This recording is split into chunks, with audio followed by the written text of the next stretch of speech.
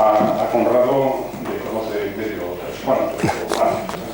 Pero, claro, es importante que reflexionemos sobre el tema que van a glosar hoy en esta conferencia. Conrado es escritor y periodista, pero además es una persona que ha vivido y sufrido en persona las consecuencias de la historia de la España que le tocó vivir en los años 50, 60, 70. Y él además es una persona comprometida con una sociedad solidaria, justa. Y, digamos, hace 2 años, pues aproximadamente por estas fechas, hace 2 años, Conrado dio una conferencia ya, pues, creo que os acordaréis, sobre la prensa, en términos generales, los medios de comunicación y la transición española. Bueno, pues, digamos, muchísimas gracias, Conrado, por tu contribución constante y permanente, digamos, además sabemos que hay muchas más con noticias que nos das, etc. Ahora, reflexionemos un momentito nada más, un minutito, no quiero gastar. No hay nadie que conozca mejor la inmigración que el inmigrante. Esto es una perpetuidad. Y Conrado ha sido, además de escritor y digamos, periodista, ha sido inmigrante durante años, ¿verdad? Matemática. Y claro, fruto de esas experiencias como inmigrante, él ha escrito un libro, lo tenéis por aquí, que tiene el mismo título que la conferencia, Los españoles. Bien, y por lo tanto la conferencia de hoy pues no es de explicación del libro, sino recoge simplemente los puntos más salientes que él ha desarrollado en ese libro. Lo que pretendemos con esta conferencia es reflexionar, hacer, digamos, un pequeño alto en el camino y dar la oportunidad a todas las personas de reflexionar acerca de por qué una persona se ve forzada a emigrar, qué le impulsa. Y bueno, se podría sintetizar de una forma muy forzada la falta de horizontes para desarrollar las capacidades personales y labrarse una vida en paz. Hoy en día, esto que era la fuerza que movía a los inmigrantes, pensar la gente que se fue a México, a la Argentina, al final, a comienzos del siglo XX, hoy en día, en el mundo, en términos generales, ya no se trata de labrarse una vida en paz, es que hay que sobrevivir. Hay que tenerlo, digamos, como telón de fondo del concepto de migración. La inmigración va emparejada con la inmigración. Son dos caras de la misma moneda, como lo muy a mi pesar, pues digo, pero cuidadas. Inmigración es lo mismo, depende de dónde lo mires. Lo que os digo quedaría incompleto si no reflexionásemos sobre los problemas que sí han sufrido y siguen sufriendo los inmigrantes que han llegado y seguirán llegando a España. Preguntémonos todos, ¿somos buenos anfitriones? Bueno, pues muchísimas gracias por vuestra presencia. Gracias, Conrado, por tu contribución una vez más.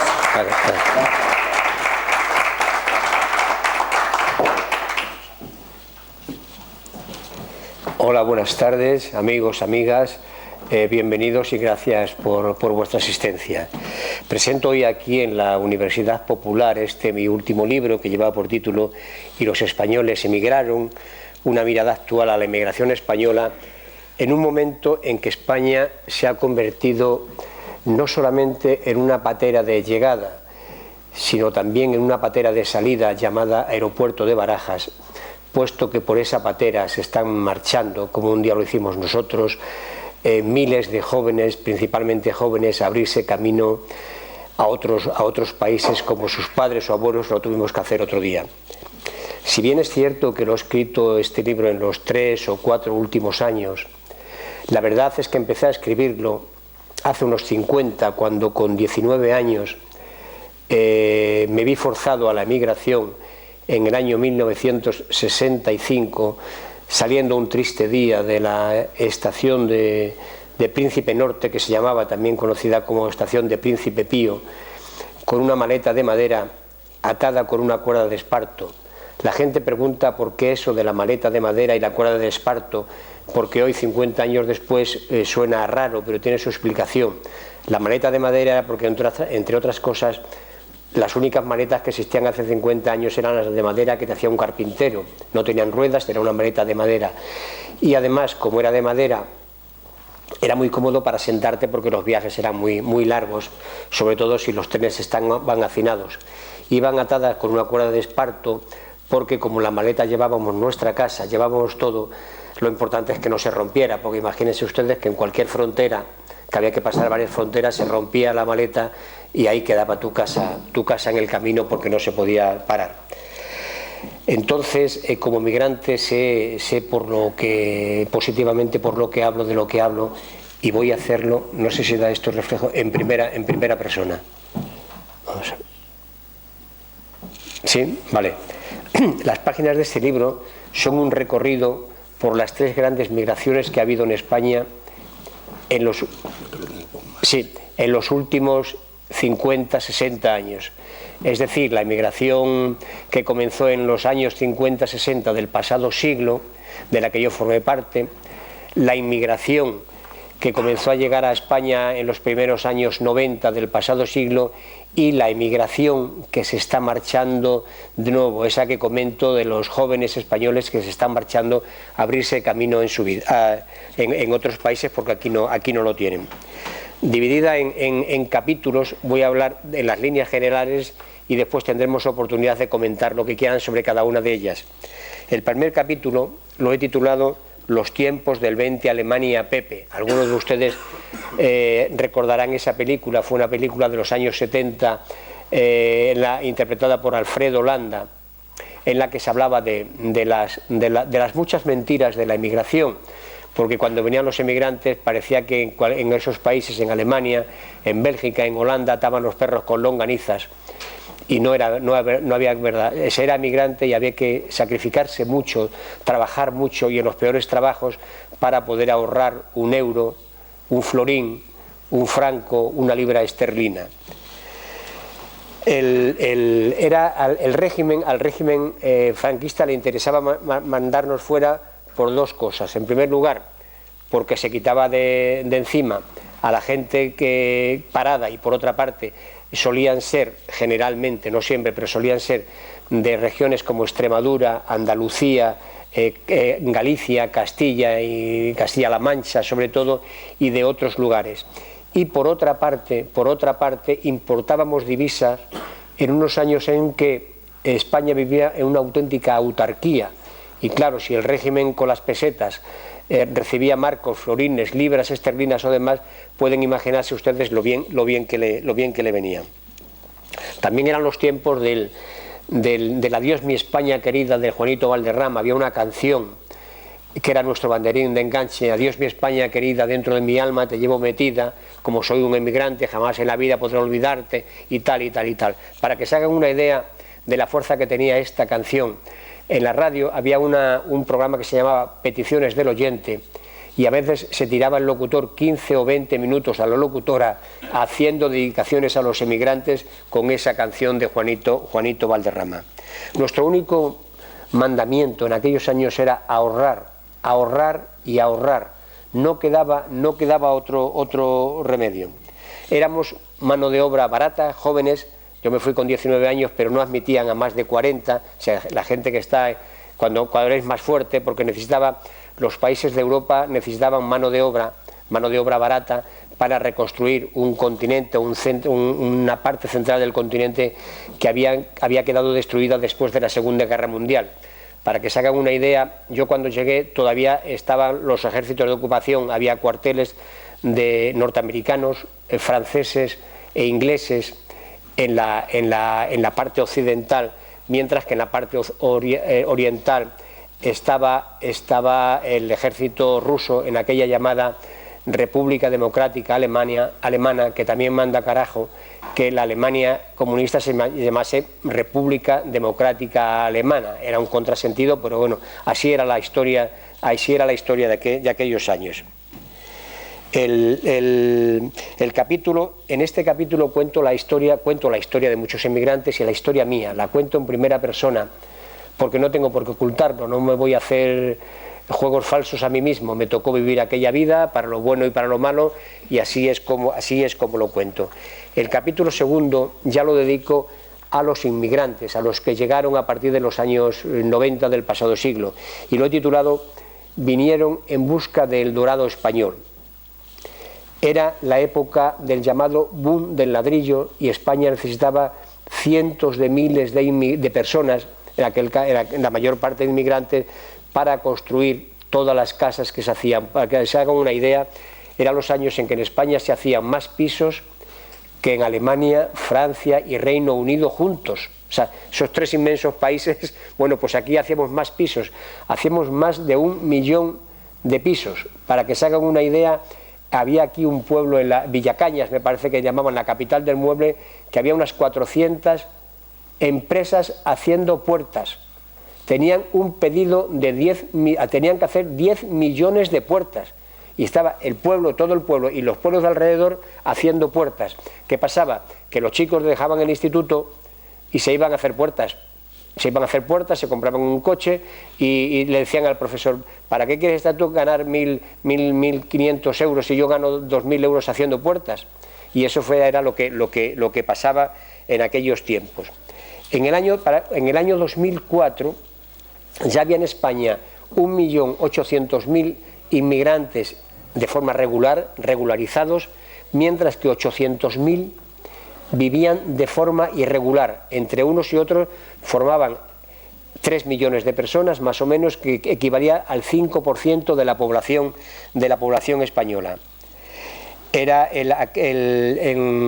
aquellos tiempos también empezó a aflorar lo que se llamó el racismo, la xenofobia y el rechazo hacia el inmigrante. No nos vamos a engañar. Unos años también en los que empezaron a aparecer unas bandas juveniles para nosotros desconocidas, como eran los Salvatruchas, el Mara 18, los Dominican Play, no sé cuántos, Don Play y demás.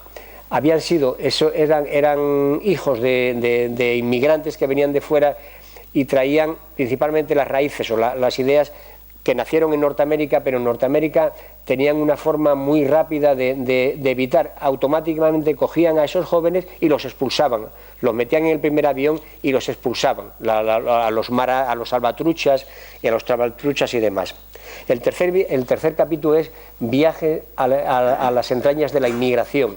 Durante un año aproximadamente me metí en el mundo de la inmigración por dentro para vivir cómo eran, cómo vivían, a qué se dedicaban, cómo era su estatus. Era terrible, porque para que se hagan una idea, a los inmigrantes, a los regulares eran los regulares, y a los irregulares se llamaban los invisibles, los sumergidos. No existían para nuestras leyes, los necesitábamos como mano de obra, pero no existían para nuestras leyes. No tenían sanidad, no tenían cobijo, no tenían de nada. Entonces, ¿qué pasaba? Que había empresarios que los explotaban, le pagaban a 1 euro o a 2 euros la hora, y tenían que admitirlo porque no les quedaba más remedio. Era una explotación de semi-esclavitud. Eran ya le digo, los sumergidos, los invisibles. Esta gente, llegó un momento, en el cuarto capítulo hablo ya de gobiernos y gobernantes, y le dedico un día especial que he llamado el día D de la inmigración.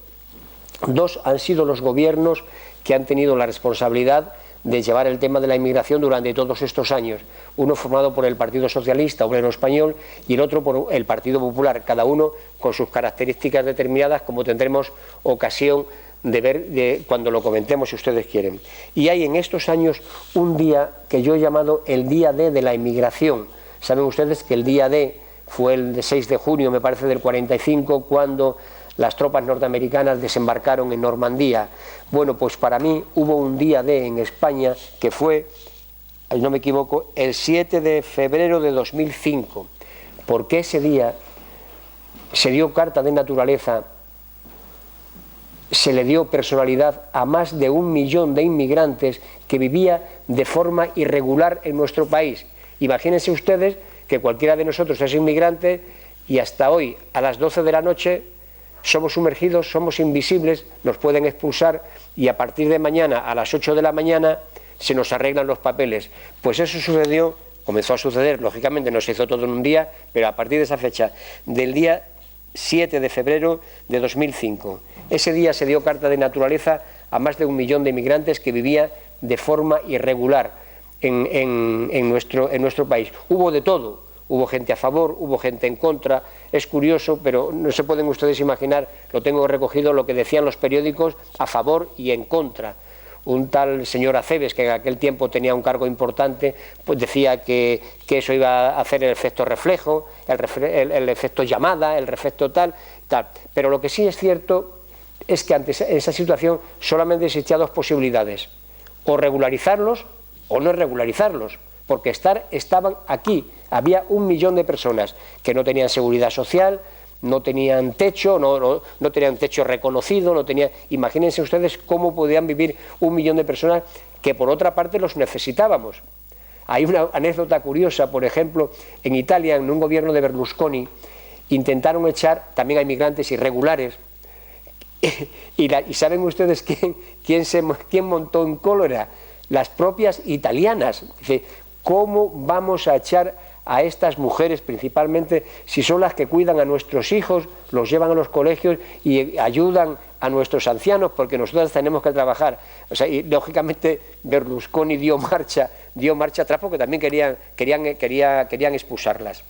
El capítulo 5 lo he titulado El retorno, cuando España ya no es lo que era. Lógicamente llegó un día que el boom de ladrillo se vino abajo, el soufflé se desinfló y España ya no es lo que era. Ellos habían venido en busca del dorado español y se dieron cuenta de que aquí ya no tenían porvenir. Comenzaron a quedarse sin trabajo, los sueldos bajaron, aunque ya estaban regularizados, los sueldos bajaron y claro, muchos comenzaron a marcharse, tenían problemas también porque había nacido lo que yo llamo la segunda generación, la generación perdida, porque yo la he vivido también en Alemania. Son los hijos que nacen de emigrantes. Imagínense ustedes que una familia polaca viene aquí o boliviana o peruana, y viene aquí y nacen sus hijos, y sus hijos, para todos los efectos, podrán tener el pasaporte rumano, polaco o boliviano, pero ellos sienten como españoles porque van al colegio como un español, se sienten como un español.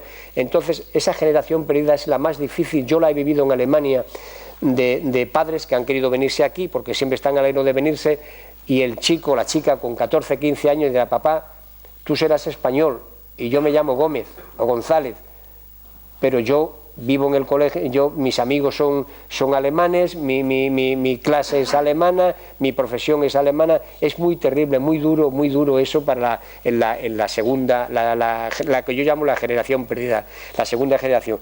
Y eso sucedió también en España.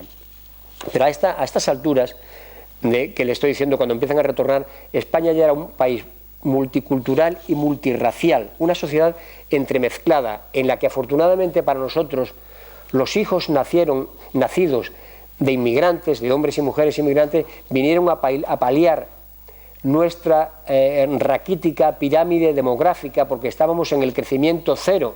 Éramos el país del mundo donde menos niños nacían. Y claro, los inmigrantes tienen más hijos que nosotros, tenían 3, 4, 5, nosotros llegábamos al 1,6 o algo así, que es muy poco, claro. Entonces, claro, la pirámide demográfica no tenía equilibrio, y gracias a esos hijos nacidos de inmigrantes logramos equilibrar un poco la pirámide demográfica. Entre el año 99 y 2012 ya se habían nacionalizado 40.444 extranjeros, que lógicamente pasaban a ser españoles, ya figuraban para todos los efectos como eso. También existía en esta época lo que yo he llamado una tapadera de negocios. así como suena, porque las mafias actúan siempre, siempre, en cualquier tiempo y lugar. Ahora lo estamos viendo con el tema de los sirios, que lo que están ganando, desgraciadamente, con los sirios y los afganos y demás, las mafias se están forrando. Hace poco leí que acá un mafioso, que curiosamente estaba en Alemania, porque los mafiosos gordos que están situados, son sirios o son afganos o lo que sea, pero están situados en Italia, Alemania, Francia, le quedaban limpios de polvo y paja 80.000 euros por barco. 80.000 euros limpios de polvo y paja por barco. Después, que se hunda o no se hunda, a ellos les es indiferente, porque los 80.000 euros ya los tienen cobrados. Pues ya le digo, en estos años también existían los negocios, las tapaderas de negocios, y solamente voy a poner dos ejemplos. Hay miles, pero voy a poner ejemplos. Uno era de las chicas españolas que se hacían pasar por novias para casarse con extranjeros, para conseguir la nacionalidad.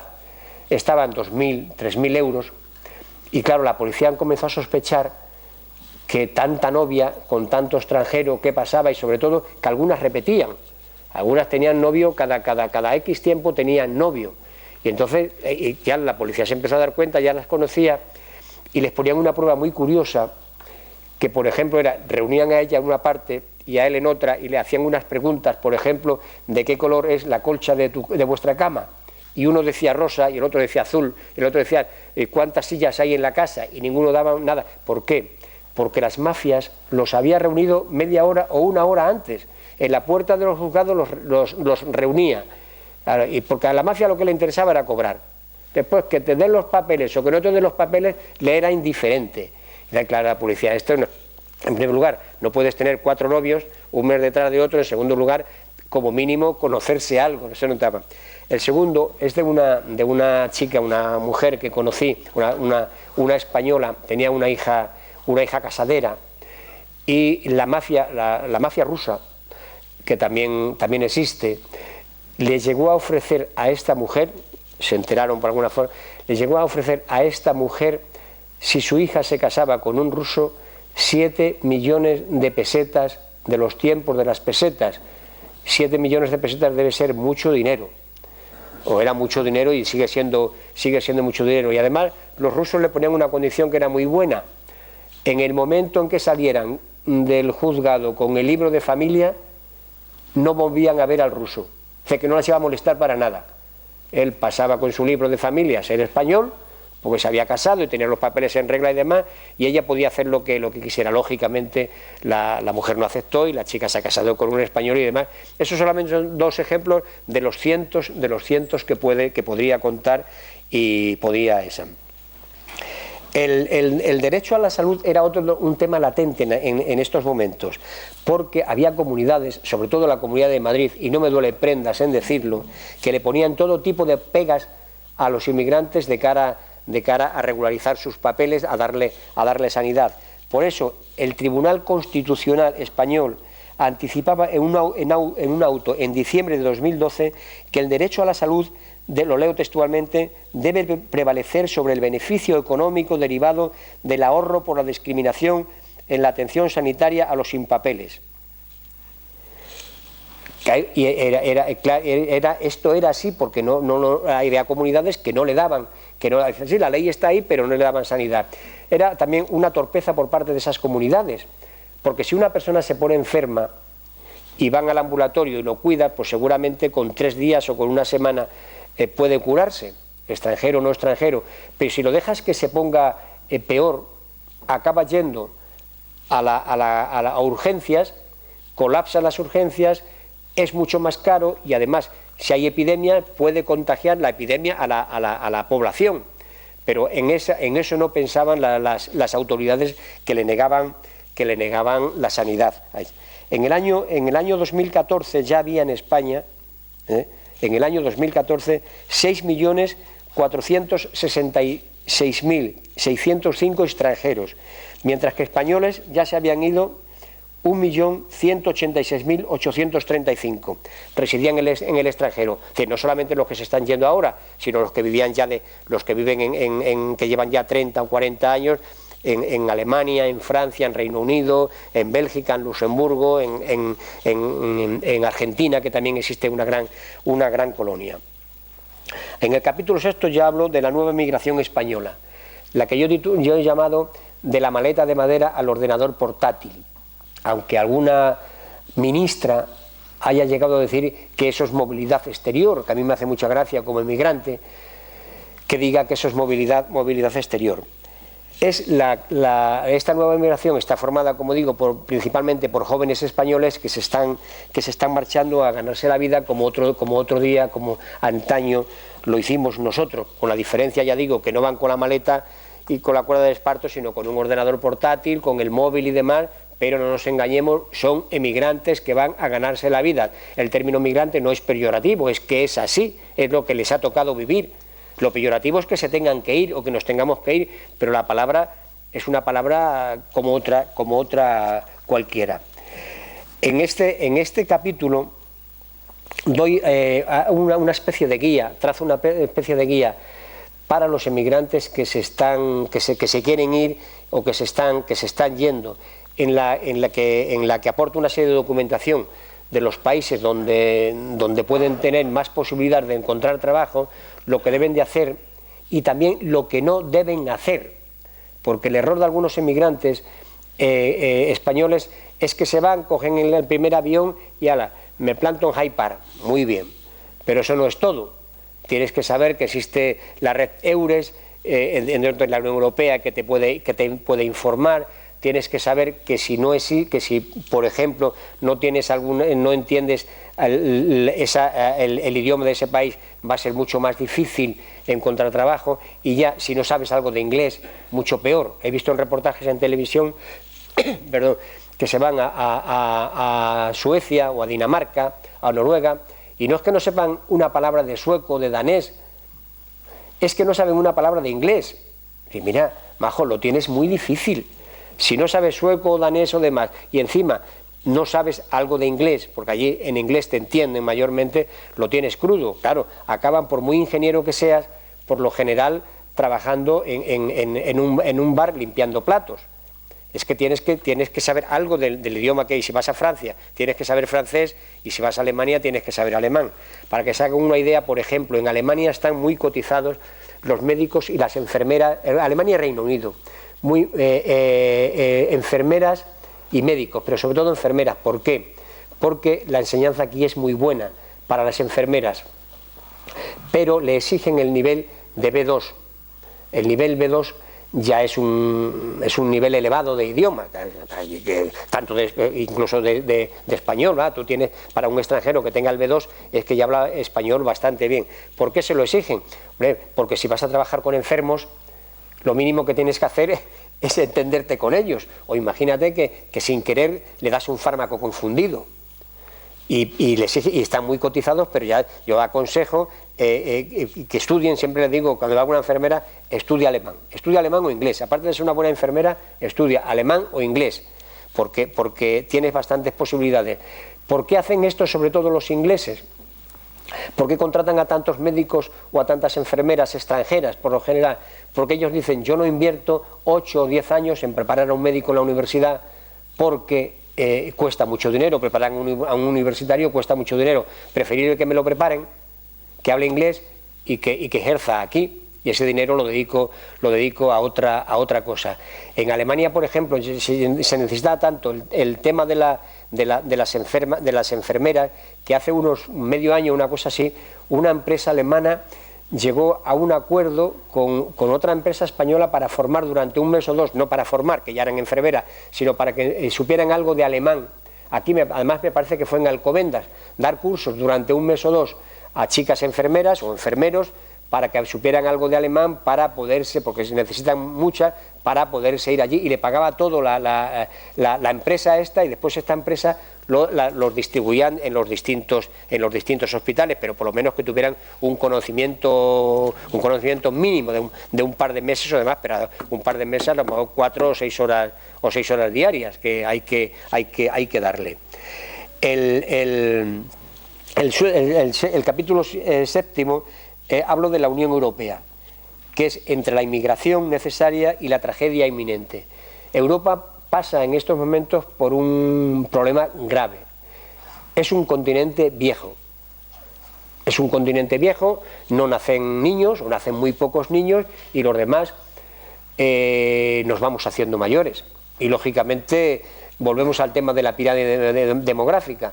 Europa necesita mucha mano de obra.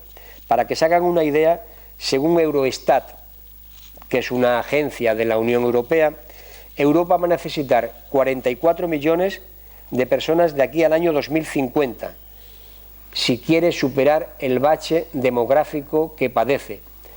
Y eso solamente hay dos soluciones: o tener niños o importar mano de obra. Ahí tiene que ver algo lo que está sucediendo ahora con el tema de Alemania y los refugiados. Alemania es un gran país, es el motor de la Unión Europea, es el que, lógicamente, el que mejor conozco, pero claro, los alemanes, en primer lugar, después de la Segunda Guerra Mundial quedaron muy pocos alemanes, y eran niños, lógicamente, pero ya se han ido haciendo mayores, los que se están haciendo, los mayores ya mayores, lógicamente, por ley de vida se están muriendo. Y si nacen pocos, pues quedan menos, claro. Y ellos, para alimentar su inmensa fábrica de producción, necesita mano de obra, lógicamente. Y de ahí puede que esté un parte de lo que ellos están dispuestos a admitir a tantos inmigrantes que vienen de fuera. Lo que sucede es que yo creo que se les ha ido de las manos. Se les ha ido de las manos porque Alemania es una república federal formada por estados federados, lógicamente, pero que cada uno aparte tiene sus leyes, y por ejemplo Baviera, que es por donde vienen, está ya saturada.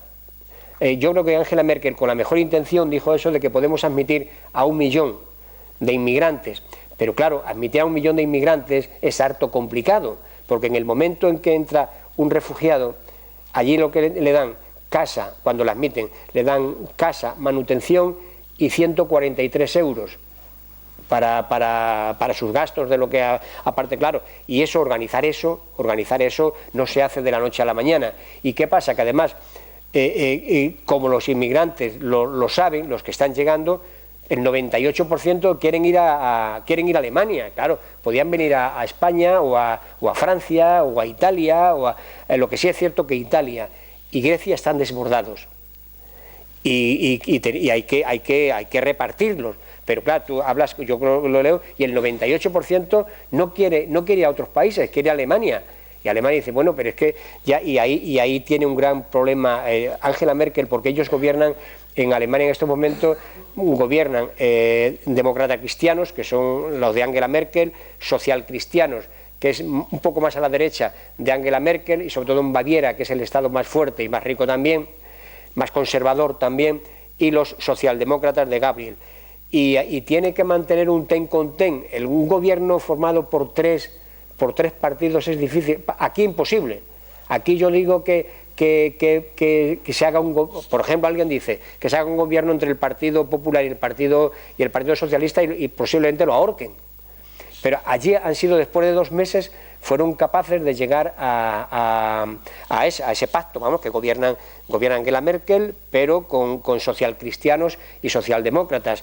Y los socialcristianos, que la palabrita también se las trae, son los que están más en contra de ellos, porque se sienten saturados ya, porque es imposible dar cabida a tanta gente de la noche a la mañana. En la Europa actual también se empieza a hablar de la Europa de los países ricos del norte y los países pobres del sur. En esto hay mucho tópico, como en todas partes, es decir, ni los españoles o portugueses somos unos vagos, ni los alemanes son unos borrachos que están todo el día bebiendo cerveza. Esos son topicazos. Cuando nosotros estábamos en Alemania, por ejemplo, como yo era español, pues decía, tú eres español, te tienen que gustar los toros, tienes que saber cantar flamenco y tocar la guitarra. Yo digo, mira, yo bailar no sé nada, porque yo soy un auténtico patán.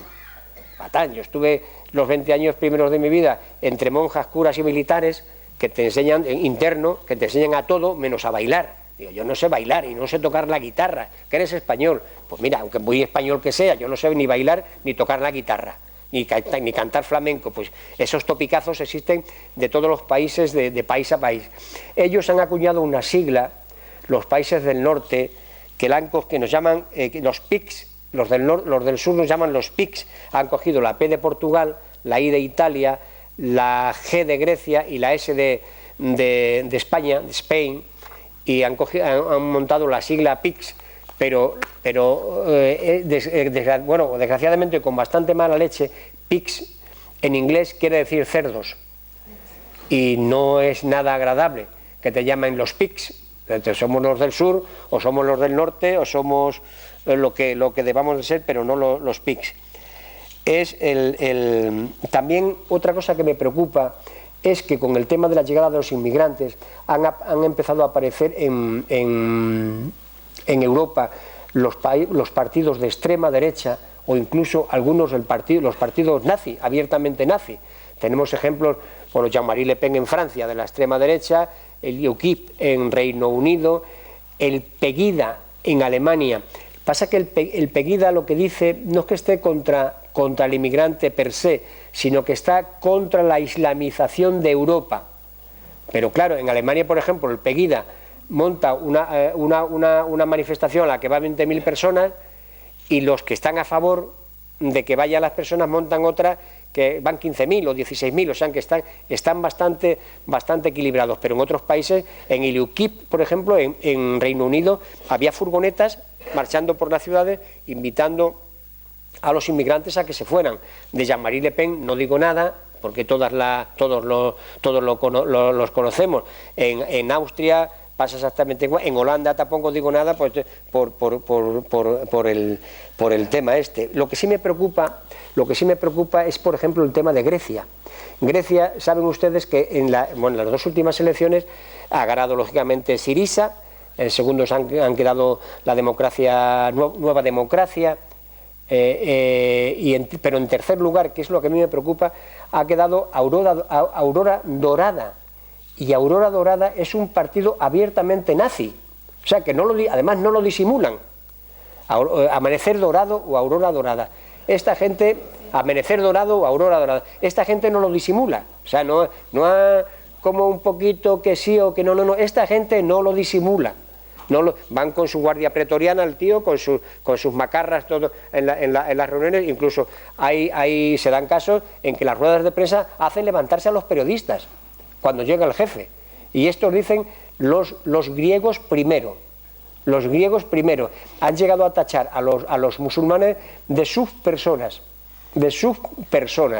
y a mí me preocupa esa gente, porque están los terceros. Pero ¿y si un día llegan a estar los segundos? Y en las últimas elecciones también han quedado los terceros, y hace ya años, ahora ya se han callado. Una de las fórmulas que decían para que no entraran inmigrantes era minar las fronteras. Lógicamente, si minas, no, ya digo que es un partido abiertamente nazi. Aurora Dorada o Amanecer Dorado es un partido abiertamente nazi, con todo el respeto, por supuesto, para Syriza y para todos los partidos, pero este concretamente, y podía haber quedado el quinto o el sexto, no, ha quedado las dos últimas elecciones el tercero. En la última hay otro capítulo que le dedico a América, ya titulado América, América, del tío Sam a Barack Obama. ¿Y por qué he dedicado un capítulo a América, a los Estados Unidos de América, no estando en Europa? Muy sencillo, porque si hay un país en el mundo que esté hecho de inmigrantes, ese es los Estados Unidos de Norteamérica. He cogido solamente dos frases para que nos hagamos una idea de lo que se piensa allí acerca de los emigrantes. Las he cogido textualmente para no equivocarme, no va a faltar nada. La primera es de Samuel Huntington, que en mi opinión es un auténtico racista puro y duro, que es director además, a ver si lo digo bien en inglés, de la Harvard Academy for International and Area Studies, total, sí. Ya veis que es un inglés de la señora Ana Botella, pero vamos, es de la Academia de Harvard, del área de estudios de la Academia de Harvard. Bueno, pues este señor ha llegado a decir: la llegada constante de inmigrantes hispanos amenaza con dividir Estados Unidos en dos pueblos, dos culturas y dos lenguas, pues ellos rechazan los valores angloprotestantes que construyeron el sueño americano. Y se ha quedado el tío tan pancho. tan pancho. Y no olvidemos que en Norteamérica hay 10, 11 millones de inmigrantes irregulares, pero que los necesitan. Los necesitan porque en América es curioso, no te regularizan los papeles, pero te dan un número para pagar impuestos. O sea, tú no tienes papeles, tú eres un inmigrante, mañana se te puede echar, pero puedes estar aquí trabajando 85 años mientras que pagues los impuestos. Te dan un número que equivale a nuestra seguridad social o que equivale a nuestro DNI y con eso pagan los impuestos. Hay 11 millones con el numerito, pero ilegales. La segunda frase fue la pronunciada por el hoy todavía presidente de los Estados Unidos, Barack Obama, precisamente hablando de los emigrantes, que ha llegado a decir, es esta: a menos que sean ustedes indios americanos, todos ustedes vienen de otro país.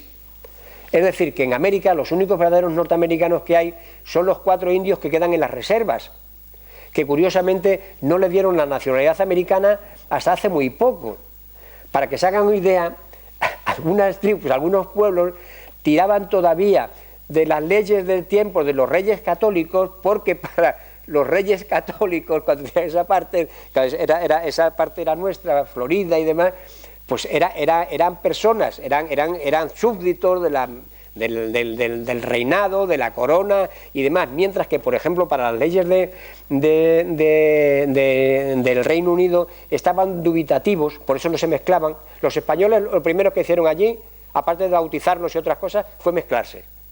Los ingleses durante mucho tiempo no se mezclaron porque estaban dubitativos entre si eran personas o eran animales. Estaban ahí un poco y no se mezclaron durante muchísimos años.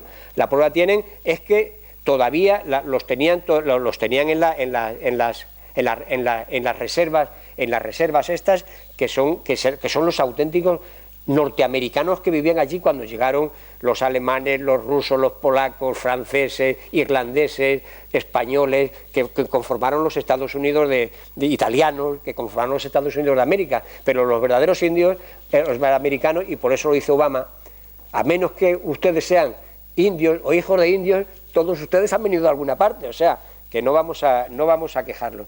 Y la tercera frase, que esta la debía de escuchar alguno, que menoscaba el idioma español, que para mí, no soy lingüista, pero soy un enamorado de la lengua española, la pronunció el presidente, en su día presidente, Bill Clinton, en el año 2000, que dijo: confío en ser el último presidente de Estados Unidos que no sepa hablar español. Claro, en estos momentos en Estados Unidos hay 50 millones de personas que hablan el español. Hay programas de televisión en español que te los ven 10, 15 millones de personas y la publicidad paga donde hay periódicos, hay emisoras de radio y demás. Me contaban en un caso que uno de los presidentes, no sé Bush, no sé el padre o el hijo, tenía una secretaria que hablaba español y eso curiosamente le ayudó en parte a ganar las elecciones porque le enseñó frases muy amenas para reunirse con los hispanos, esas que te llegan al corazón, esas que te llegan, ¿no? Imagínese un inmigrante que te llega un presidente de Estados Unidos que tenemos los mismos principios, compañero, hermano, ¿qué tal? Eso te llega esta que le llevaba en su gabinete de prensa, no sé si fue con el padre o con el hijo, le enseñó algunas frases y algunas cosas de estas que quedan muy bien y eso en parte le dio muchos votos. Hay otro capítulo, el 9, que es la voz de la inmigración. En este capítulo me he dedicado a recoger opiniones de los inmigrantes de cualquier parte del mundo que han opinado sobre la inmigración y la inmigración. No he quitado ni puesto nada, solamente lo que dicen ellos. ¿Por qué? Porque es la voz de los sin voz, la voz del silencio que por primera vez se ven en letra impresa. Si ustedes quieren puedo leer alguna frase y desde luego son escalofriantes, ya digo, de españoles que están en otros países, de otros países que han venido aquí, de cómo está la situación, en fin, de qué sienten ellos como inmigrantes. Y el capítulo 10, ya es el último, digo, cuando la migración se convierte en movilidad exterior. ¿Por qué? Porque cuando estaba terminando de redactar este libro, fue la señora Fátima Báñez que dijo en una sesión del control del gobierno, en el pleno del Congreso, y la verdad esa frase me dejó traspuesto. La buena señora ministra dijo así: es verdad que muchos jóvenes y no tan jóvenes han salido de España en busca de oportunidad por la crisis. Eso se llama movilidad exterior. Trabajamos para que quien quiera salir, salga. Eso se llama movilidad exterior. Y la señora ministra se quedó tan tranquila. Yo le digo, como inmigrante que he sido, que el que se tiene que ir a ganarse la vida a otro país es un inmigrante. Movilidad exterior, bueno, pues por esa misma regla de tres, podía decirse también que yo nunca fui inmigrante, que cogí la maleta y me moví hacia el exterior. Eso sí, me moví a un par de miles de kilómetros, pero no fui emigrante. Entonces, por esa misma regla de tres de la señora ministra. Ya termino, y emulando al gran maestro García Márquez, yo también podría decir que estoy en el otoño del patriarca, de un patriarca que veo a estas alturas de mi vida, que después de 50 años de haberme ido, veo como mis hijos se han tenido que ir junto a otros miles de jóvenes españoles que se han tenido que ir y se están yendo a ganarse la vida a otros países. ¿Quién me lo iba a decir a mí? Que después de 50 años mis hijos, junto a otros chicos, chicas, iban a verse embarcados en el mismo tren. Es cierto, ya no se van en un tren en tercera como nos fuimos nosotros con el adiós mi España querida y la maleta de madera. Ahora se van con el ordenador portátil, con el móvil y más cosas, pero al fin y al cabo son emigrantes. Por último, quiero decir que ustedes no sé si han visto la película Perdiendo el Norte, que se ha hecho sobre los emigrantes que se están yendo. Curiosamente, José Sacristán interpreta el papel de un viejo emigrante en Alemania que se quedó allí. Había interpretado en los años 70 también el Vente a Alemania Pepe, había interpretado también el papel del emigrante que se iba allí jovencito con 25 o 30 años a atar los perros con longanizas. Y ahora en esta película de Perdiendo el Norte interpreta al viejo emigrante que se ha tenido que quedar allí ya con 70 años porque ya no puedo volver. Pues yo me veo de alguna forma también reflejado en ese viejo emigrante. La única diferencia es que él se quedó allí y yo me vine aquí. Caso de haberme quedado, pues seguramente hoy tendría hijos y nietos alemanes, pero como me vine, pues tengo hijos españoles que se han tenido que ir también. Esto ha sido todo y estoy a su disposición para lo que gusten de comentar. Gracias.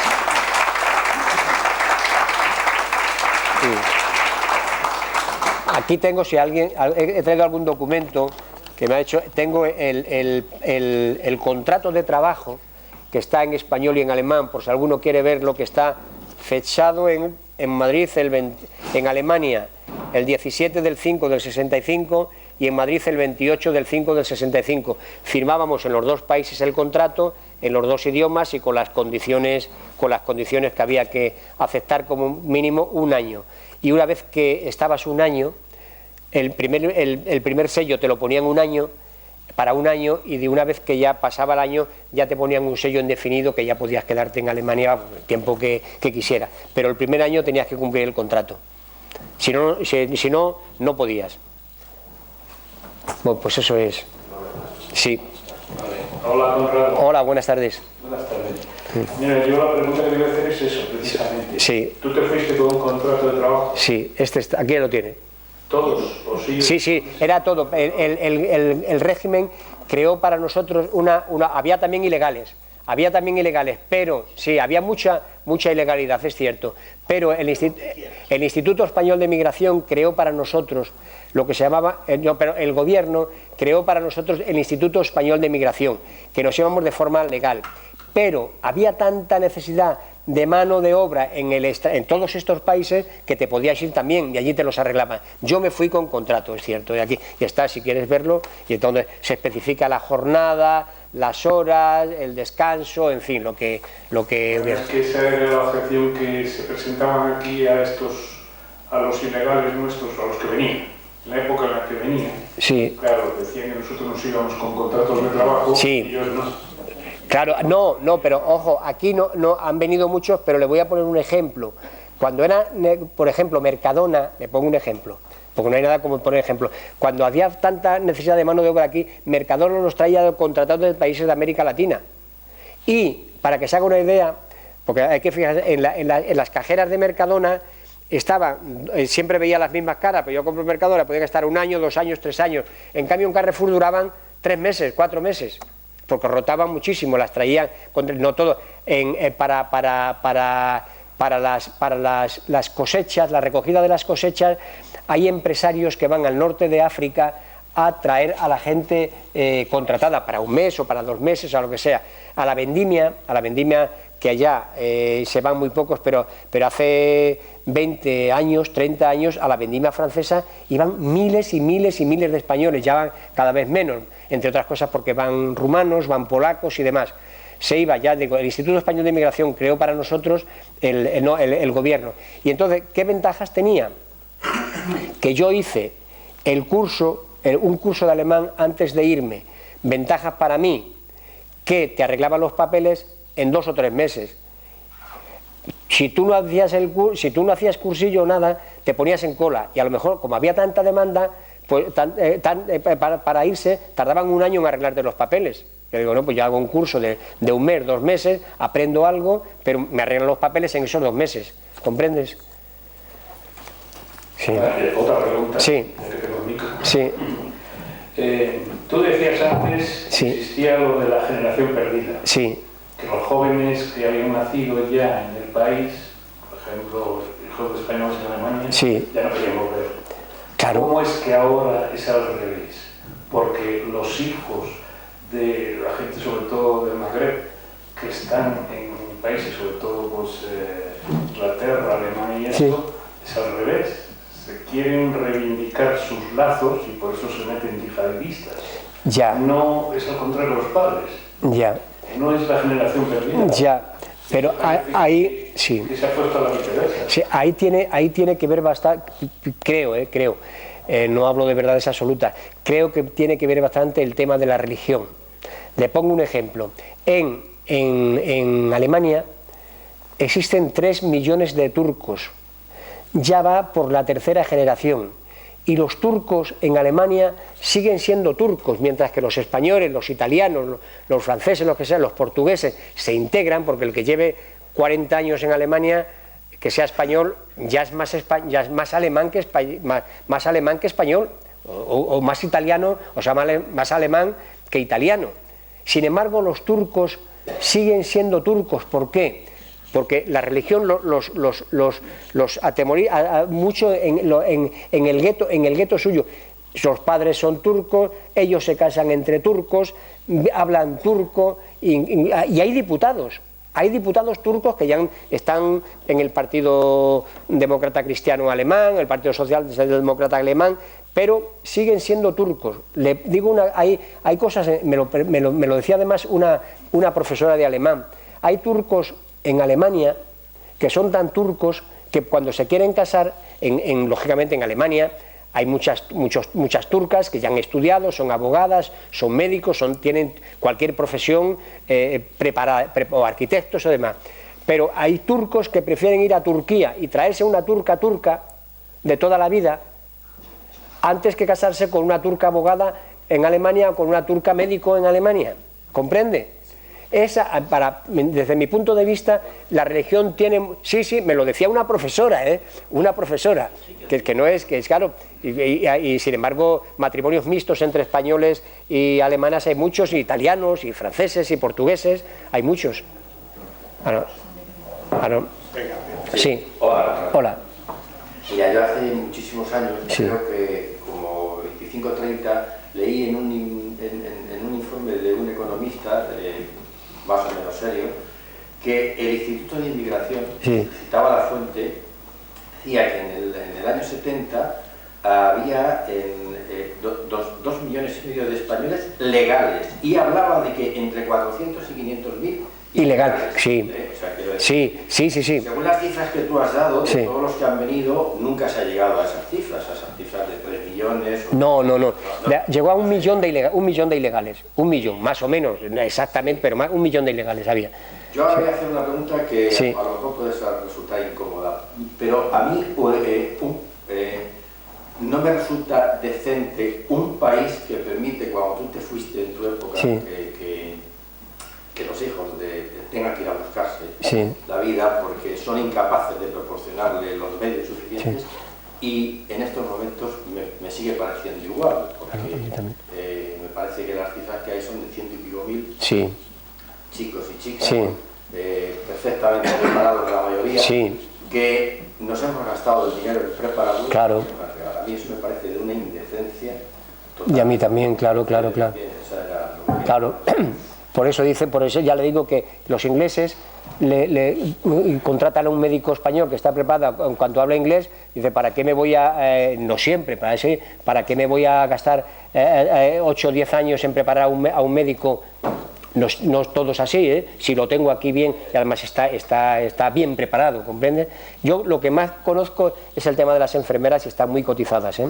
Están tanto en un país como en otro. Lógicamente, la barrera del idioma es la barrera del idioma, sobre todo en el campo de la medicina, claro está.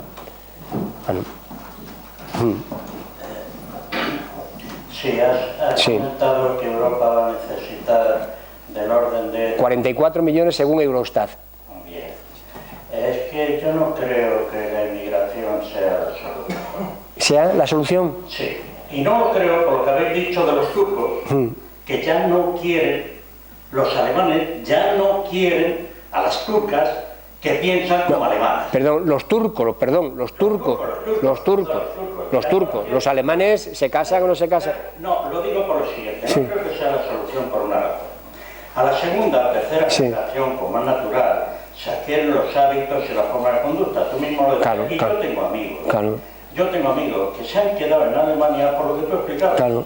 Porque los hijos han estudiado allí, porque se han afincado allí, Claro. porque ya no. ¿Y qué hacen aquí? Aquí son unos extraños. En cuanto Claro. y quiero apuntillar Sí. en cuanto a la inmigración ilegal. Sí, Iba fundamentalmente a Francia. Y la gente se iba a Francia, y yo he tenido 3 o 4 amigos que se han ido a Francia, y unos se han quedado y otros han muerto. Bueno, 2 se quedaron, 1 volvió. Yo estuve a punto de irme también, y no me fui por una razón muy sencilla, porque me fui a hacer el pasaporte y me dijeron que tenía que llevar una carta de la familia con la que fuera a residir. Esto era lo único que me pedían en la Dirección General de Seguridad para darme el pasaporte. Bueno, me aburrí ya.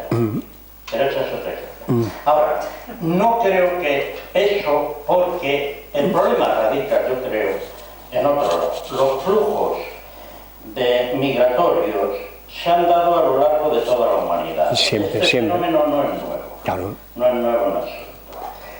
La especie se reproduce cuando el medio le es favorable. Esto es algo admitido universalmente. Ahora mismo, aquí la especie no se reproduce porque el medio no es ni medianamente favorable. Trabajan los dos para ganar lo que hace 10 años ganaba uno. El que habla, sus hijos ganan la mitad, y no es que ellos fueran potentados. En esa situación los dos tienen que trabajar, y si los dos tienen que trabajar necesariamente para vivir, porque ya no se trata, ahora, en el mejor de los casos, con uno se paga la hipoteca y con el otro comemos. Es por eso que todos los abuelos españoles están implicados en la crianza de los hijos.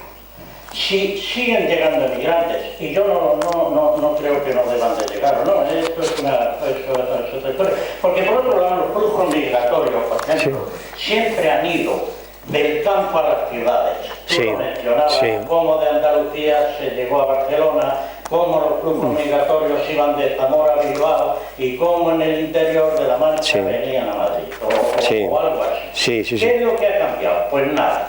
Ahora, para la construcción se trae, en los años 20 y 30, para el peonaje de la construcción se los traía de Manzanares el Real, por decir algo, Pues muy bien, ahora para la construcción se los trae sencillamente de Hispanoamérica. ¿Por qué? Bueno, porque el avión sale barato y porque se llega. Por lo tanto, las características de la inmigración parece ser que no cambian en el tiempo. Ahora están cambiando, por lo que tú decías, con el ordenador. Sí, sí. Entonces, y termino, ¿tú crees que si no cambiamos el medio, esto es, vamos a ver, si queremos tener niños, es que ahora un niño sale carísimo, no hay quien se compre un niño, oiga. Yo no quiero que se compre una criatura, pero desde hace mucho tiempo. Sí. En ese sentido, si queremos, porque si no aparece, bueno, yo he oído comentarios de eso, que no procede, pero que todos hemos oído. No, es que los chicos ahora, como se pueden ir a la cama antes, y además se van con no sé qué y tal, pues ya no les entra. Bueno, mire, venga, por favor, con esto no apañamos el problema. En una palabra, o primamos, en Suecia se inició una táctica que era cuando las mujeres se quedaban embarazadas, se las pagaba el 75% del salario, que una parte iba a cargo de la empresa y otra parte del gobierno.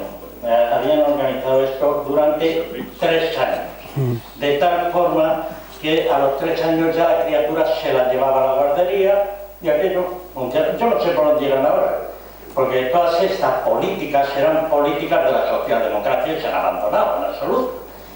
En una palabra, y termino, ¿crees de verdad que si seguimos trayendo, Europa sigue trayendo inmigrantes que van a ganar lo que van a ganar los españolitos de a pie y que en consecuencia no se van a poder reproducir? A no ser que tengan, como vienen, con una capacidad de sacrificio impresionante y con una mentalidad. Eso es lo que está haciendo que los inmigrantes, a pesar de que las pasan como Dios manda, o como Dios no debería de mandar, sigan teniendo hijos. Pero eso no continúa. La segunda generación del emigrante, la chica siguiente, la chica que ahora ha nacido de una hispana que está aquí, que por cierto vienen a servir, como también las mujeres en su día españolas emigraban hacia ciertas zonas, iban también a servir. No nos engañemos, señores. Bien, en ese sentido, esa chica hispana, musulmana, o polaca, con 14, 15 años, no va a tener 4 hijos como su madre. No los va a tener, ya está, tendrá 1 o 2 como la españolita de a pie, porque entre otras cosas, repito, no puede tener más. Por eso digo que no creo que sea una solución.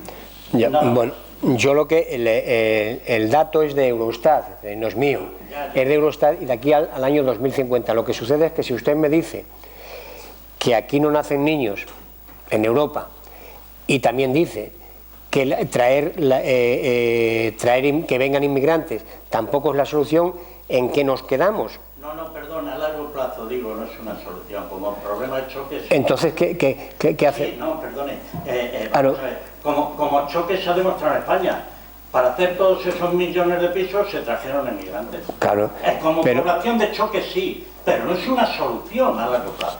Es que le digo lo mismo que con el tema cuando se regularizaron el millón de inmigrantes que eran invisibles aquí. Había 2 soluciones, o regularizarlos o no regularizarlos. Ahí no había términos medios. Pues con esto hay, si no nacen niños en Europa, que no nacen, porque aquí todavía está, pero es que hay otros países, no nacen. Porque por ejemplo en Alemania, un hijo sin tener 2, ya, y ya 3 o 4...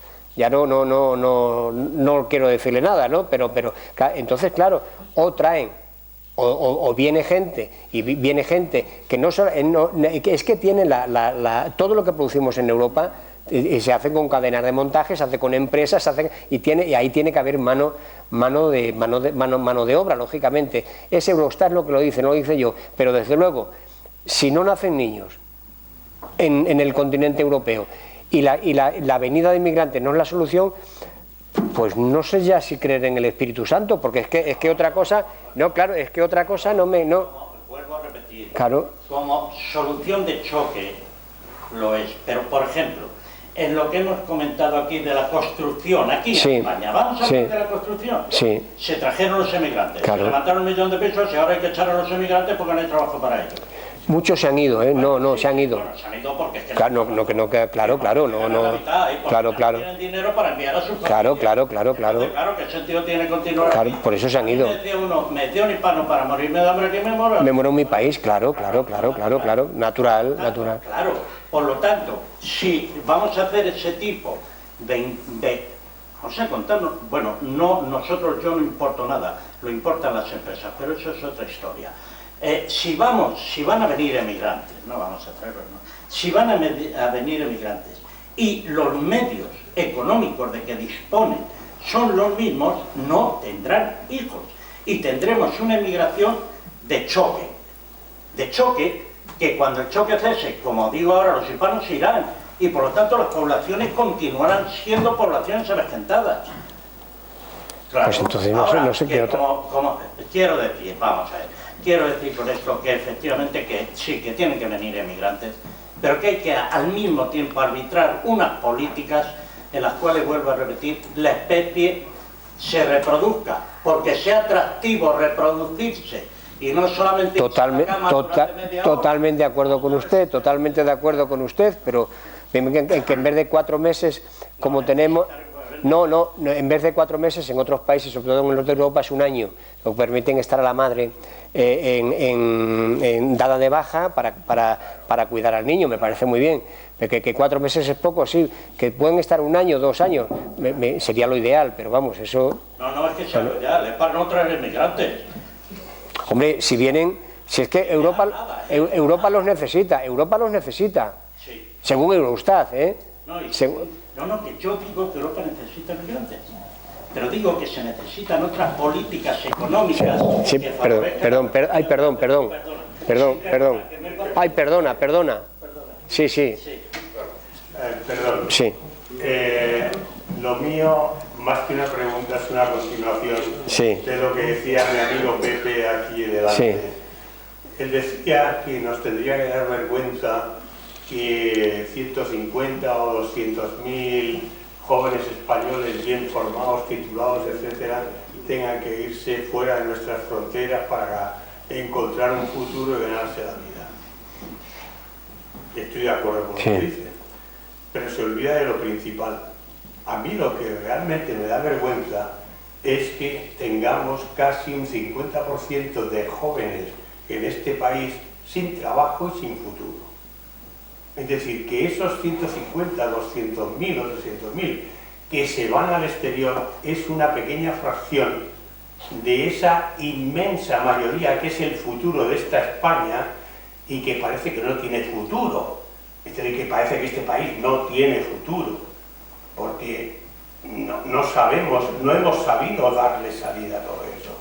Pero bueno, hecho esta reflexión, la pregunta que yo le hacía es que en toda su exposición, que está muy bien, he hecho en falta el contraste entre emigración y economía. Al final, la emigración es una consecuencia de la situación económica de unos países y de otros. Los que tienen una economía boyante y crean necesidades de empleo son los que absorben emigrantes. Los que no lo tienen son los que necesitan echar a su gente hacia afuera. Entonces, lo que está pasando en España en estos momentos es que precisamente tenemos una economía deflacionada, una economía que no progresa porque la investigación y el desarrollo hace muchos años que se ha quedado en la prehistoria, que queremos sobrevivir con sectores que está clarísimo que no tienen futuro, como es el inmobiliario y como es el turismo, y pretendemos habernos transformado en un país de servicios, y como tal país de servicios tenemos unos límites que prácticamente los hemos agotado ya. Mientras no cambiemos ese modelo, tendremos o seremos inevitablemente un país de migrantes. Sí, dice que no hemos tocado. Yo le he hablado a usted de lo bien que le venía al régimen. Lógicamente hablo más de la época que me tocó venir al régimen franquista, las divisas que importábamos los emigrantes por la autarquía en la que vivía. Lógicamente, y le he dicho que el único mandamiento el inmigrante era ahorrar, ahorrar y ahorrar, pero también no solamente de los que nos íbamos, de los que han venido, porque el peruano o el boliviano que ha venido tenía que trabajar aquí y mandar a su casa, a su país, un dinero, y para eso tenía que hacer unos sacrificios, unos esfuerzos incomprensibles para el que no lo haya vivido. Claro que la economía influye. De hecho si cualquiera que esté económicamente bien situado no se va. El que esté en Ecuador, tiene el ejemplo de Polonia. Por ejemplo, Polonia está creciendo ahora al 5%. Hace 15 años teníamos aquí miles y miles y miles de polacos. Aquí quedan ya pocos, porque su país está creciendo.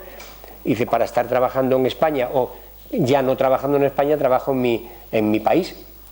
Ahí tenemos claro que la economía influye todo, porque el inmigrante no es un turista, que en una charla de estas un señor salió con que no había hablado de los emigrantes románticos que se iban a África a escribir su novela, aquellos, y mire usted que yo no hablo de aquello, y se cabreó muchísimo porque no había tocado el tema de los emigrantes románticos del 19 que se iban a África.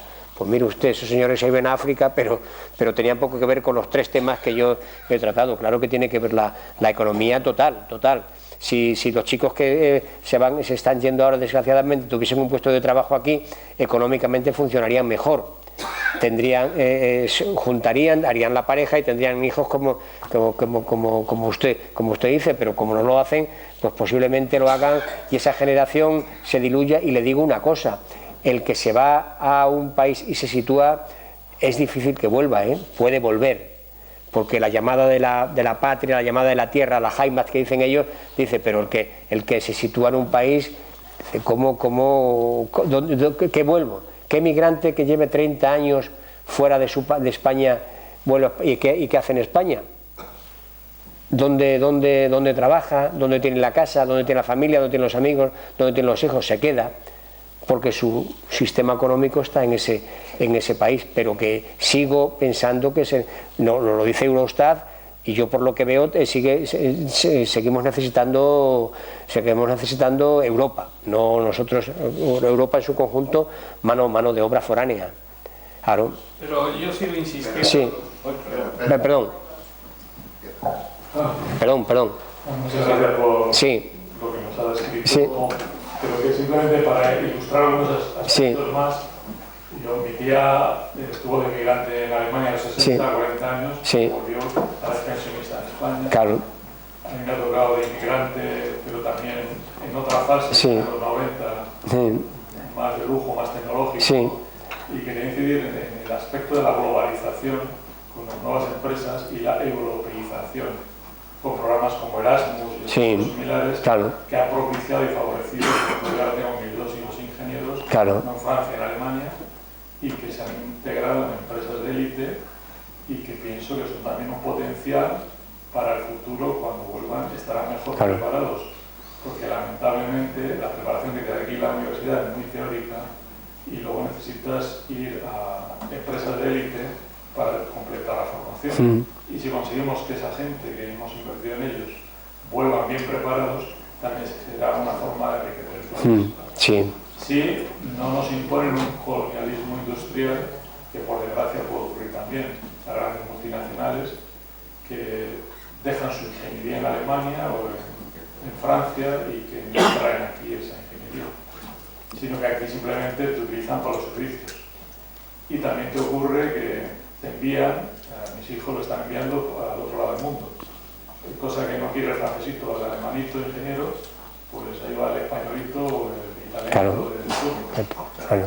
Y entonces quería también ver el otro aspecto económico, porque cuando Eurostat evalúa esa millonada de inmigrantes que son necesarios, yo creo que lo calcula para cubrir los fondos de pensiones, porque se está produciendo un desfalco en las pensiones, envejeciendo la población, y no se puede mantener el ritmo de pensiones que tenemos ahora mismo con los ingresos mermados por falta de mano de obra. Y entonces lo que están haciendo es ingresar. Hay que tener mucho cuidado con cómo se ingresa, porque hay muchos inmigrantes, como se decía aquí, que lo que hacen es mandar el dinero fuera. Claro. No tienen ni idea de quedarse aquí y perfeccionar, seguir ingresando para su futura pensión, sino que están mandando el dinero fuera. Y eso nos ha ocurrido mucho en los 10 últimos años. Bueno, salvo los 5 inmediatos de crisis, los 10 anteriores. O sea que habría que tener una inmigración muy bien pensada, controlada y organizada, o de forma similar a como se organizaba o se intentaba organizar cuando se mandó la inmigración en España. Y refrescar y adaptar políticas para intentar sacar el mayor beneficio posible. Sí, varias cosas. Una, el tema de mandar dinero fuera, eso es así de sencillo, porque el emigrante que viene normalmente tiene, o que vamos a una parte a otra, a un país a otro, tenemos familia en la otra parte.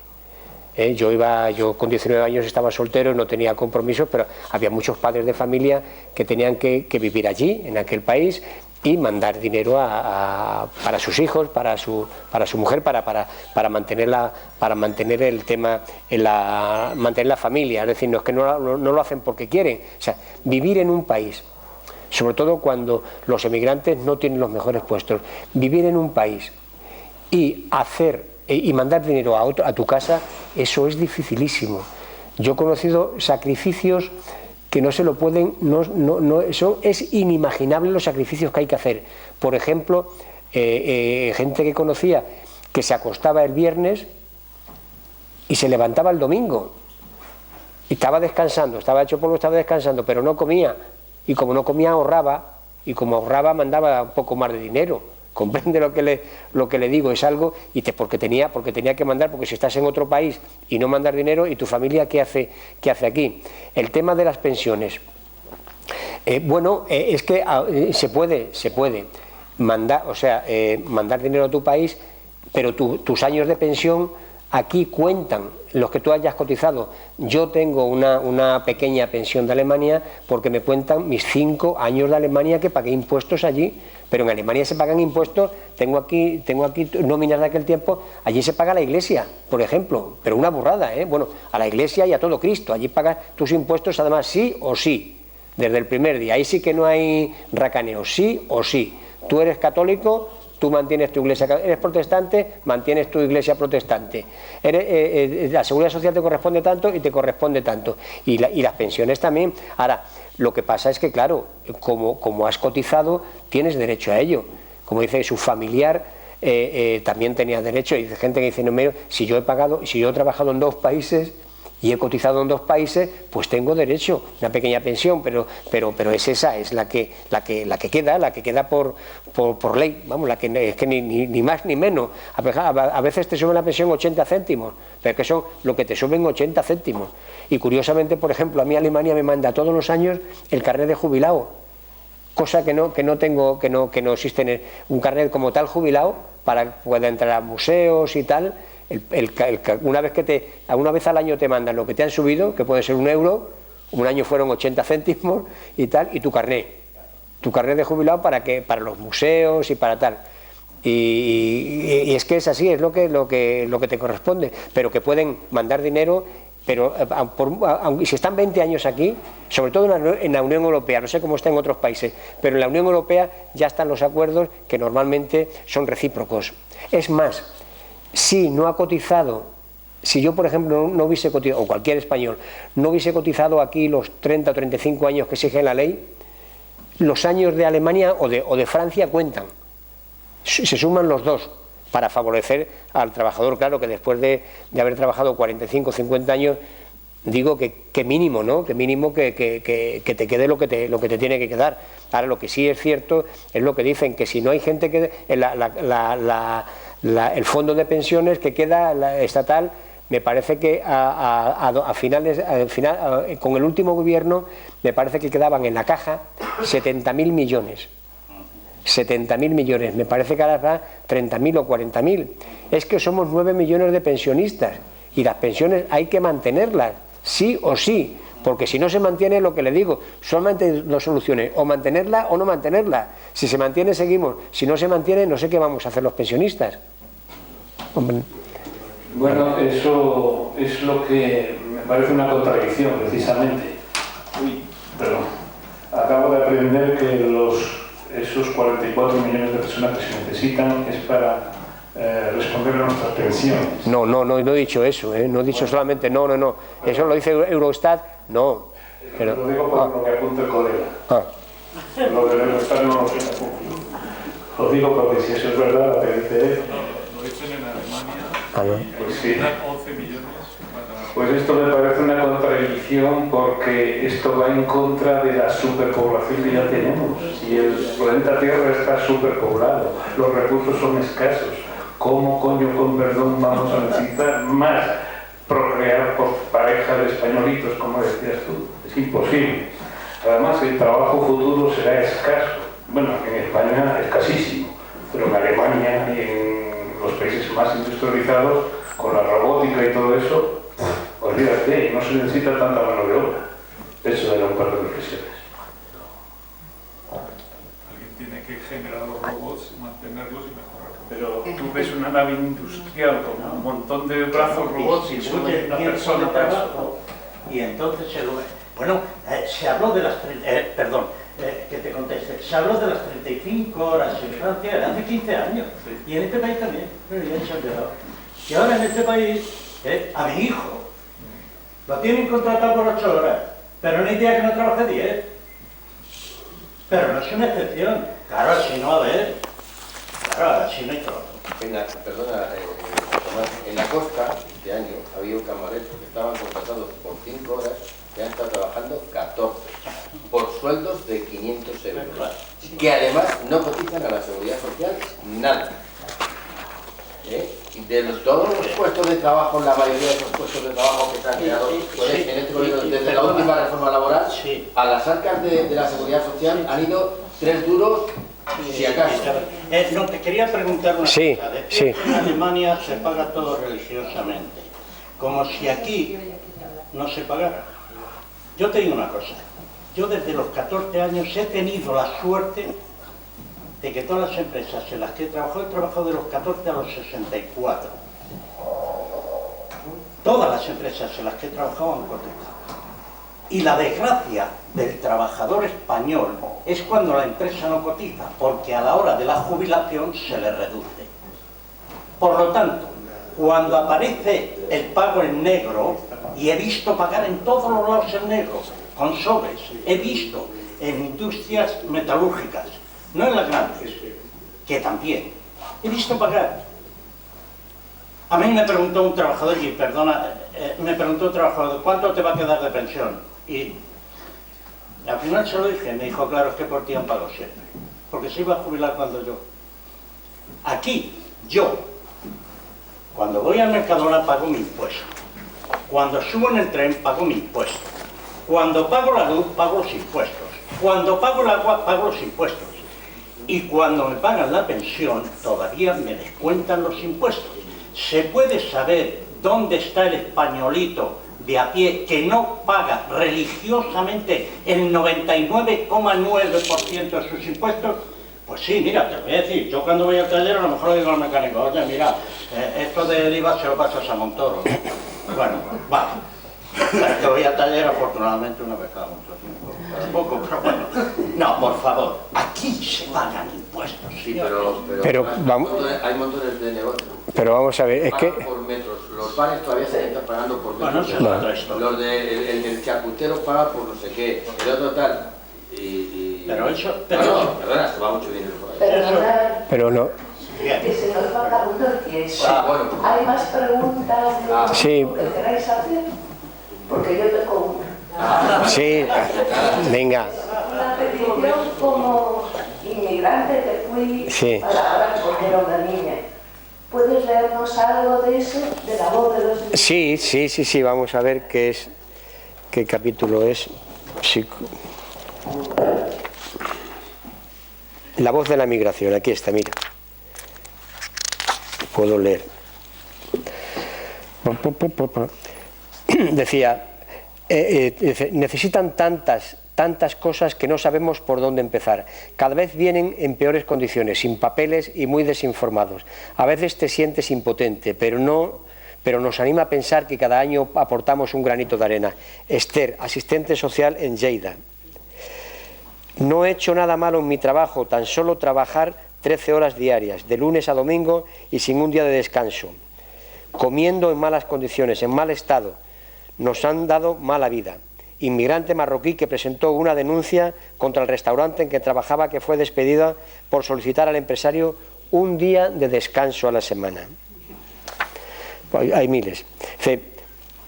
Aquí, este es un español en la Philips de Holanda. A mí me pusieron en el departamento de Metalwagen y en este departamento he estado hasta que salí con la pensión. Siempre me encontré a gusto con este trabajo. Cuando ese trabajador llegó a Holanda en 1963, solamente pensaban quedarse 1 o 2 años, a lo sumo, pero al final se jubiló en la empresa. La Guardia Civil nos ha localizado a menos de 10 kilómetros de la costa. Su lancha es más rápida, nos aborda, nos ordena detener el motor. Es el final del viaje. Inmigrantes en una patera tras ser salvados. Prefiero estar encerrado en una habitación en una cárcel de Europa donde una vez al día me traerán comida, que seguir viviendo en África y sobre todo en Marruecos. Esto es el infierno y Europa será el paraíso. Inmigrante intentando llegar a España clandestinamente. Ahí ya es un capítulo. ¿Me sacas una foto para enseñarle a mi familia en qué condiciones vivo? Nadie más debe soportar esto. Vivimos como salvajes. Nos hemos vuelto unos salvajes. Mujer subsahariana en el desierto marroquí intentando entrar en España. Ahora que esos emigrantes han cumplido la edad de jubilación, pueden realizar su sueño de regreso, pero por medio de sus hijos y nietos siguen unidos a Holanda. Tantos años soñando con un regreso paradisíaco a esta tierra que abandonaron un día, sueño que ahora pronto ven disiparse. ¿Por qué? Porque sus hijos y sus nietos están en Holanda. ¿Qué hacen ellos después de 30 o 40 años allí? ¿Dónde vienen? ¿A su pueblo? Si no les queda nada. Esto es indignante. Antes he estado hablando con vosotros y os he dicho que venía contenta porque cumplía todos los requisitos que piden. Ahora salgo totalmente desmoralizada. Explicación de una emigrante después de haber pasado 2 horas esperando a que abrieran la oficina de la Seguridad Social en la calle de Maldonado de Madrid. El salario mínimo de los extranjeros residentes en España, exceptuando los norteamericanos y los europeos comunitarios, es entre un 25 y un 35% al de los españoles. El de los emigrantes en situación irregular aún menos. Cobran alrededor de un 30% que el resto. Estimación del sindicato Comisiones Obreras a partir de datos de la encuesta de estructura salarial del año 2002. Yo llevo aquí prácticamente toda la vida y no tengo ningún interés en volver a España, donde sería un extranjero. Mi grupo de amigos está formado por alemanes, solo hay en él otro español que piensa lo mismo que yo. Antonio del Río, hijo de asturianos, se siente alemán. Rezo todos los días para irme. No me importaría que viniera la policía. Cogería mis cosas y me iría.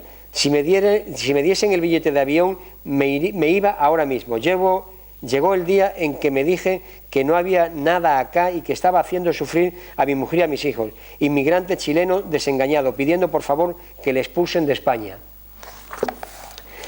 Yo me salí del convento un 5 y el 6 estaba en Alemania. Había un sentimiento de provisionalidad, matarse, ahorrar y volver. Pepita Lozano, antigua religiosa, lleva 44 años en Alemania. En España el 90% de los temporeros son extranjeros. Hay que conseguir de la Administración fomentar la movilidad geográfica en la ruta de la desolación. Empresario del sector que trae a trabajadores temporeros desde Rumanía o Colombia desde hace 14 años. Pues podría estar leyendo lo que vamos, Jamás he pensado en nacionalizarme aquí. Estoy orgullosa de mi apellido y acostumbrada a que se rían de mí porque es García. Cada día nos llevamos peor con los alemanes y hasta estoy ya pensando en dejar de hablar alemán, a pesar de que lo hablo mejor que muchos de ellos. Sonia García, hija de españoles, nacida en Frankfurt, participó en la organización de la Juventudes Socialistas en dicha ciudad. Tenemos ya el formulario en casa para nacionalizarnos alemanes y estamos esperando a cumplir la edad necesaria para cubrirlo. Cuando ese momento llegue, nuestros padres serán los que habrán de decidir entre quedarse aquí o irse allí. Nosotros no volveremos si no es de vacaciones, hijos de españoles en Alemania. En Suiza, la segunda generación, casi tan numerosa como en Alemania, representa unos 300.000 jóvenes. Estos chicos españoles tienen además el gran inconveniente de la crisis cultural. otros problemas relacionados con la marginación sociopolítica y la cultural. Los hijos de los emigrantes se orientan más bien hacia la formación profesional, debido al hándicap que se suelen arrastrar consigo. La imposibilidad de los padres para seguir a los hijos durante su escolaridad, distinto idioma y el bajo nivel cultural. Martín Polanco, desde Suiza, año 1984. Los españoles tenían inmensas ganas de salir y aprender. Eran muy listos, solo que España no les daba ninguna posibilidad. Horst Kubaik, el alemán que en una ingeniosa operación abrió las puertas de su país a los primeros emigrantes españoles en Alemania. Había conocido a españoles en la División Azul que luchaban en el ejército alemán. Entonces, ¿qué hacía? Como había aprendido español con la División Azul y era empresario en Alemania, se traía a españolas, se llevaba a españolas a trabajar allí. Con papeles todos son puertas abiertas, sin documentos todos son problemas. Ya podré salir del país y volver a ver a mi familia. Feitak Sabir, una vez regularizada ante la Tesorería de la Seguridad Social de Valencia. Hay para dar y tomar. Muchas gracias. Nada. Bueno, pues nada, Maja. Muchas gracias. Pues muchas gracias. Muchas gracias. Muchas gracias. Pues nada.